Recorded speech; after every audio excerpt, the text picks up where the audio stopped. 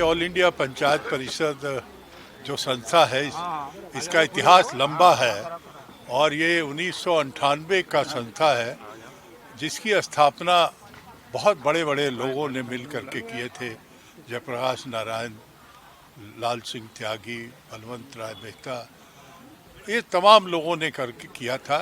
और इसका उद्देश्य था कि जो चौखंबा राज, 4 राज्य का जो परिभाषा था देश में, और गांधी का सोच था जो गांव को कैसे संभालना, और उसी को पंचायती राज व्यवस्था के लिए किया गया था। देश में पंचायती राज व्यवस्था ऐसा कुछ नहीं था, तो सशक्त बनाने के लिए लड़ाई थी। और जो राजीव गांधी ने इसी संस्था के सम्मेलन को 86 में उद्घाटन किया और उन्होंने वादा किया कि हम देश में पंचायती राज व्यवस्था लाएंगे।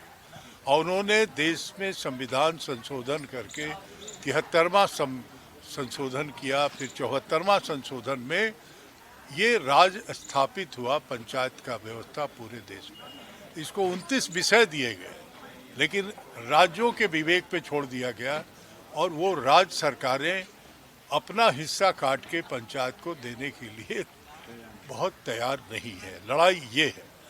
और हम पंचायती राज व्यवस्था तो ला दिए, लेकिन अधिकार पूरा नहीं दिला पाए हैं। 29 विषय ग्रामीण क्षेत्र में, 29 विषय, और नगर निकाय जो शहरी क्षेत्र है उसमें 18 विषय देना था, जो आप नगर निगम और नगर कॉरपोरेशन जानते ही हैं।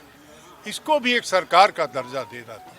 ये मेहरबानी पे नहीं, अगर गांव का विकास नहीं होगा तो ये एग्रीगेरियन इकोनॉमी इंडिया का कहा जाता है कि ग्रामीण के खेत खलिहान का इकोनॉमी है, ये कैसे पूरा हो। लेकिन सर, अगर हरियाणा पंजाब की बात करें तो किस तरीके से गांव को सशक्त जो है वो किया जाएगा, मजबूत किया जाएगा?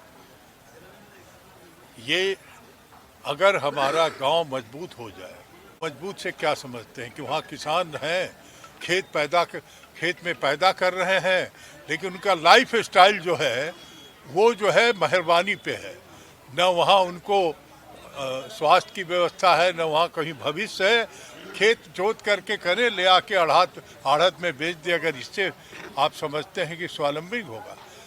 अगर आपको कहा जाए केरल का जो मॉडल है और जगहों का जो मॉडल है, उस मॉडल को मिला के गांव स्वावलंबी हो, गांव में लगे कि हमको भाग के शहर नहीं जाना है, शहर की सुविधा गांव में मिल जाए, तो वहाँ से पलायन नहीं होगा, वहाँ से बेरोजगारी नहीं, शहर में नहीं आएगा।